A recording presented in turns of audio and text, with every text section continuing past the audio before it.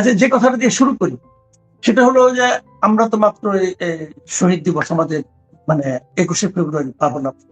ওই দিনই দেখলাম যে বিভিন্ন ঘটনা, আমি দু একটা ঘটনা আপনাকে বলি।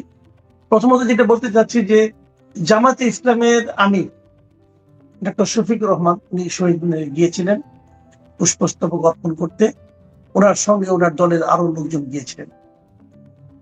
অনেক বছর পর, মানে গত বছর কখনই আমি ওনাদেরকে যেতে দেখি, এই যে প্রথমবার গেলেন, এটা আমি কিন্তু এটা খুব পজিটিভলি নিয়েছি।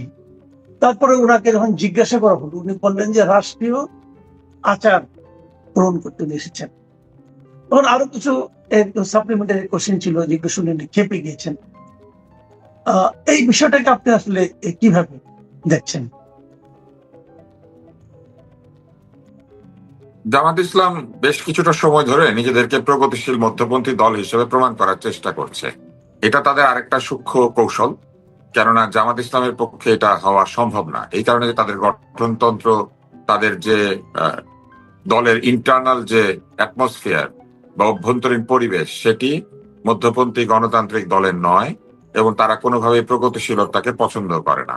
তারা একদিকে নারীকে দমিত করতে চায়, একদিকে তারা অনেক ধরনের অশ্রাব্য কুশ্রাব্য ভাষায় শুধু নারী নয়, তাদের বিরোধীদেরকেও আক্রমণ করে।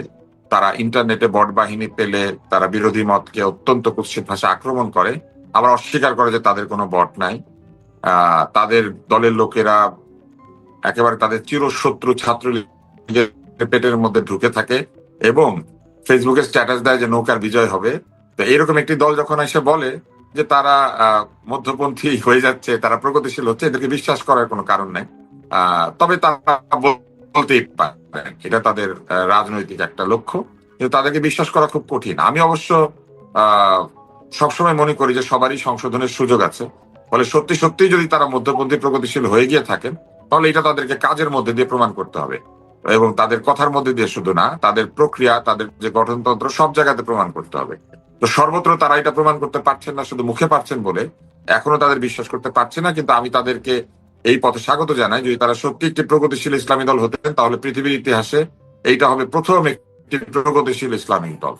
কেননা ইসলামিক দল সাধারণত প্রগতিশীল হয় না, কারণ তাদের আইন কানুন তো আসলে একটা ধর্মীয় একটা গণ্ডির মধ্যে আবদ্ধ। আমি এই আবদ্ধতাকে বিরোধিতা করি না, আমি যেটা অপছন্দ করি সেটি হচ্ছে সেই ধর্মীয় গণ্ডির মধ্যে আবদ্ধ থেকে যদি আপনি মানে এক ধরনের নাটক করেন যে আপনি আসলে প্রগতিশীল, সেটা নিয়ে আমার আপত্তি। আমার কিন্তু ধর্মীয় গণ্ডিতে আবদ্ধ রাজনৈতিক দল নিয়ে কোনো আপত্তি নাই। তারা রাজনীতি করতে পারেন, জনগণ যদি গ্রহণ করে সত্যি তাদের করবে, যদি না করতে পারে করবে না। এটা তো একটা আদর্শিক লড়াই। তো সেইখানে যারা যারা লড়াই করবেন তারা করবেন। তো আমি মনে করি যে তারা এই প্রগতিশীল প্রমাণ করার জন্য এবং নিজেদেরকে বদলে গিয়েছেন এটা প্রমাণ করার জন্য এইবার হঠাৎ করেই 21শে ফেব্রুয়ারিতে শহীদ মিনারে গিয়েছেন। কিন্তু সাংবাদিকদের প্রশ্নের উত্তরে তিনি একটা অদ্ভুত কাজ করেছেন। সাংবাদিকরা যখন তাকে জিজ্ঞেস করেছে আপনি কেন এলেন, উনি বলছেন উনি বিরোধী দলের নেতা, তাই প্রোটোকল মানতে এসেছেন। তো ওনার দলের প্রোটোকলে এটা নাই, বিরোধী দলের প্রোটোকলে এটা আছে। তার মানে আপনি চিন্তা করেন, দল হিসেবে তারা এখনো এটাকে পছন্দ করে না, কিন্তু বিরোধী দলে গিয়েছেন বলে, জনগণ তাকে বিরোধী দলে দিয়েছে বলে এখন জনগণের মন রক্ষায় তাকে এটা করতে হচ্ছে। তাহলে আরেকটি বিষয় চিন্তা করেন, ওনারা আসলে যে রাজনীতিটা করেন এটা জনগণের মন রক্ষার রাজনীতি তারা করেন না, তারা তাদের নিজেদের একটা রাজনীতি করেন। এখন যখন জনগণ তাদেরকে বিরোধী দলে পাঠিয়ে দিয়েছে, এখন তারা প্রোটোকল মেনে চলছেন, মানে জনগণ তাদেরকে বাধ্য করেছে এখানে যাওয়ার জন্য। এইটা হচ্ছে এখানে আর দ্বিতীয় হচ্ছে, যখন যখন প্রশ্ন করলো যে এটা কি জায়েজ হয়েছে না না জায়েজ, উনি রেগে গেলেন। উনি বললেন যে এই প্রশ্ন আপনি কেন করবেন? এই প্রশ্ন তো অবশ্যই তাকেই করা হবে, কারণ তিনি জামাতে ইসলামের আমির। তিনি যদি ধর্মের ব্যাখ্যা দিতে না পারেন, তিনি যদি জায়েজ না জায়েজের ব্যাখ্যা দিতে না পারেন, তাহলে দলের নামের শেষে ইসলাম কেন? দলের নামের শেষে তাহলে জামাতে ইসলাম কেন? তাই না?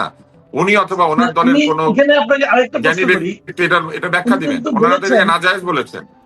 জি জি, উনি কিন্তু বলেছেন যে উনি রাষ্ট্রীয় আচার পালন করতে এসেছেন, রাষ্ট্রীয় আচার।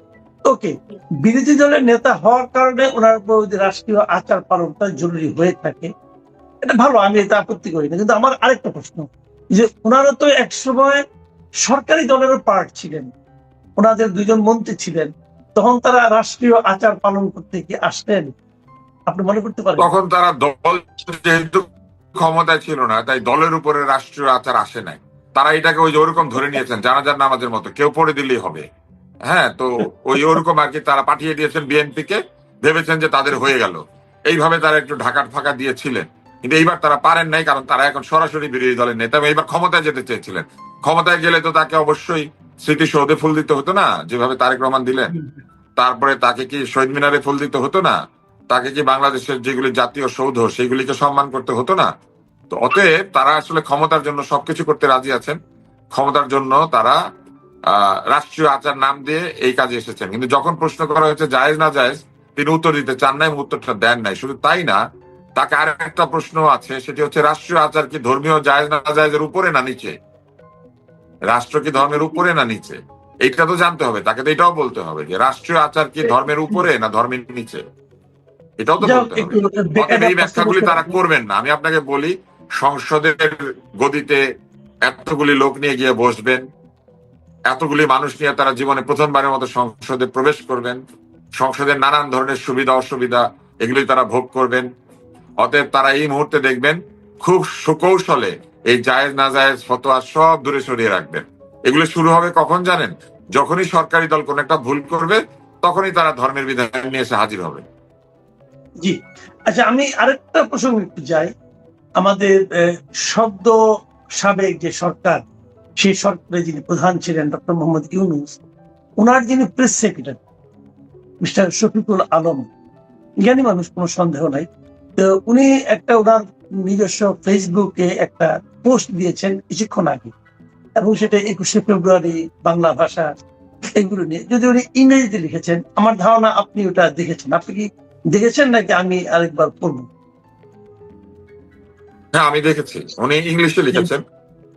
উনি তো বাংলা লিখতে পারেন না হয়তো, বা বাংলা লিখতে স্বাচ্ছন্দ্য বোধ করেন না। বিদেশি প্রতিষ্ঠানে চাকরি করেছেন, কাজ করেছেন। অতএব জি, মনে হয় তার মধ্যে ওইটার একটা সম্পর্কে উনি যে বলেছেন যে নতুন নতুন বাংলা শব্দ, ইনকিলাব, ফয়সালা, আজাদি, আওয়ামী লীগ, এগুলি সবই নাকি বাংলা শব্দ, এবং সবশেষে বলেছেন যে সি ডট ডট ডট লিংপং, এটাও নাকি বাংলা শব্দ। তো আপনি কি এই ওনার এই মন্তব্যের সঙ্গে একমত, অথবা ওনার এই মন্তব্য নিয়ে আপনার কোনো মন্তব্য আছে কি? ভাষাবিজ্ঞানীরা বলেন যে ভাষা ধীরে ধীরে বদলায়, ভাষায় নতুন শব্দ যুক্ত হয়, কিন্তু ভাষা কখনো এই কুৎসিত শব্দকে নিজের সঙ্গে যুক্ত করে না। ভাষা কুৎসিত শব্দের শব্দার্থ জানে, কিন্তু ভাষায় কুৎসিত শব্দের স্থান হচ্ছে কুৎসিত হিসেবেই। এইটা কখনো সুন্দর শব্দ হিসেবে জায়গা পায় না। ভাষাতে সবই আছে, গালি আছে, অশ্রাব্য কথা আছে, সবই আছে, কিন্তু এগুলি ডিকশনারিতে থাকে, মানুষ সেগুলি ব্যবহার করে না। এগুলি জনসমক্ষে ব্যবহার করাকে মানুষ মনে করে এটা অন্যায়। তো এইবার আসেন, উনি লিখেছেন insaf is a beautiful Bangla word. ইনসাফ বাংলা শব্দ না, ইনসাফ হচ্ছে বিদেশি ভাষা, যেটা বাংলা আত্মীকৃত হয়েছে। কেন হয়েছে? কারণ এই শব্দগুলিকে নজরুল এবং মুসলিম কবিরা কবিতায় ব্যবহার করেছেন একটা সময়, কিন্তু বাংলাদেশের বহুল প্রচলিত শব্দ হিসেবে ইনসাফ নাই। আমরা ইনসাফ শব্দটাকে বহুল প্রচলিত ভাবে ব্যবহার করি না। উনি বলেছেন সহিজ ইনকিলাব। ইনকিলাব বলতে আমরা একটা পত্রিকাকেই বহু বছর ধরে বাংলাদেশে বুঝেছি, যেটার প্রতিষ্ঠাতা ছিলেন জমিয়তুল মোদারেরিসিন মাওলানা মান্নান, যার বিরুদ্ধে অনেক অভিযোগ রয়েছে। এবং এখন ইনকিলাব, এখনো মানুষকে ইনকিলাব বলে প্রথমে মানুষ মনে করতো এটা একটা পত্রিকার নাম। এইটাকে উদ্ধার করে পুনর্বাসিত করা হয়েছে কিছুটা সময় ধরে। ইনকিলাব আরো বাংলা ভাষায় বহুল প্রচলিত শব্দ নয়, এবং ইনকিলাব আমরা ওইভাবে ব্যবহার করি না। এরপরে উনি বলেছেন সো আর ফায়সালা। ফায়সালার চেয়ে আমরা মীমাংসা শব্দটা বেশি ব্যবহার করি, ইনসাফের বদলে আমরা সুবিচার শব্দটা বেশি ব্যবহার করি, এবং ইনকিলাবের বদলে আমরা বিপ্লব এবং বিদ্রোহ এই শব্দটিকে আমরা ব্যবহার করি। মূলত বিপ্লব আমরা এই শব্দটাকে ব্যবহার করি। জিন্দাবাদ এইটা বাংলা ভাষায় খুব ভাতৃকৃত হয়েছে। আমরা বহু আগে থেকে জিন্দাবাদ ধ্বনিটা দেই। জিন্দাবাদ, মুর্দাবাদ এই দুইটা বাংলা ভাষায় আসলে গৃহীত হয়েছে, এটা বহুল ব্যবহৃত। জিন্দাবাদের ভালো বাংলা প্রতিশব্দ নাই, এবং জিন্দাবাদ বাংলায় এটা বহুল ব্যবহৃত বিদেশি শব্দ, সেইভাবে আত্মীকৃত। সো ইজ আওয়ামী আর লীগ। আওয়ামী লীগকে উনি ভুলতে পারে না। ওনার উদাহরণ দিতে গেলে ওনার আওয়ামী লীগকেই লাগে। ঠিক আছে, ওনার আওয়ামী লীগ ছাড়া ওনার আসলে বেঁচে থাকার কোনো অবলম্বন নাই। আওয়ামী লীগকে আঁকড়ে ধরেই উনি এই যে ফ্যাসিস্ট সরকারকে গালিগালাজ করেই কিন্তু উনি একটা পদ পেয়েছিলেন। এবং আমার মনে আছে নির্বাচনের আগে উনি বিভিন্ন জায়গায় নির্বাচন পরিদর্শনের নামে পিছনে আওয়ামী লীগের পোস্টার, বঙ্গবন্ধুর ভাস্কর্য এগুলি দিয়ে ছবি পোস্ট করতেন। এখন উনি বলতে পারেন এটা কৌশল, কিন্তু একজন সাংবাদিকের ব্যাকগ্রাউন্ড চুজ করার যথেষ্ট অপশন আছে। উনি কিন্তু ইচ্ছাকৃতভাবে এইগুলিকে পেছনে রাখতেন। সাকিব আল হাসানের পোস্টারের সামনে দাঁড়িয়ে উনি ছবি তুলতেন। তো উনি হচ্ছেন সেই লোক যিনি 5ই আগস্টের আগে ছিলেন গুপ্ত, 5ই আগস্টের পরে হয়েছেন উপ্ত।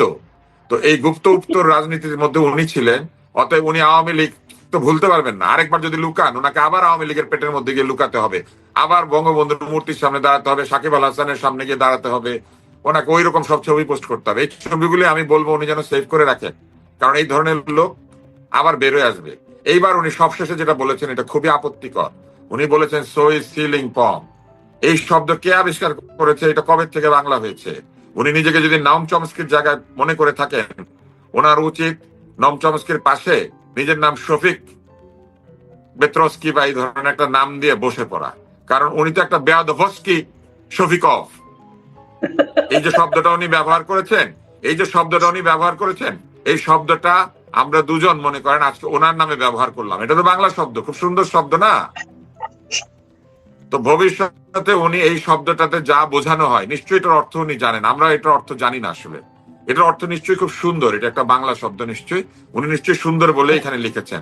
অতএব আমি ভবিষ্যতে ওনাকে বিভিন্ন জায়গাতে সিলিং পং, এটা আমি ওনাকে উৎসর্গ করছি, ওনাকে আমি সিলিং পং বলে মনে করছি। আমরা সবাই আশা করছি সুন্দর শব্দটা দিয়ে উনি ওনার বক্তৃতা শুরু করবেন। ওনাকে দেখা হলে সবাই ওনাকে সালামের সঙ্গে সঙ্গে সিলিং পং বলবেন, এবং এই সিলিং পং শব্দটাকে উনি ওনার গাড়িতে, বাড়িতে, ডায়েরিতে সব জায়গাতে লিখে রাখবেন। আমি দেখলাম কিছুদিন আগে উনি আপনাকেও বলেছেন আপনি কিছু জানেন না, 80 ভাগ ভুল বলেন, কিন্তু উনি যে এটাকে এখন বাংলা বলেছেন এটা উনি নিশ্চয়ই ঠিক বলেছেন। উনি কখনো ভুল করেন না, উনি একেবারে সঠিক। উনি আসলে মানুষ না, উনি আসলে মানুষ হলে তো উনি ভুল করতেন, মানুষ মাত্রই ভুল করে, কিন্তু উনি আসলে মানুষ না, উনি মহামানুষ। উনি এমন একজন মানুষ যিনি বাংলা ভাষায় এই শব্দটাকে যুক্ত করতে পেরেছেন। আমি বাংলা ভাষায় অমর অবদান রাখার জন্য আন্তর্জাতিক মাতৃভাষা দিবসে শফিক সাহেবকে বাংলার চুগলি সিলিং পং এই উপাধি দিলাম। যাক, আমরা আলোচনা যাই না, আমরা এখন আলোচনা শেষ করব। অনেক ধন্যবাদ। অনেক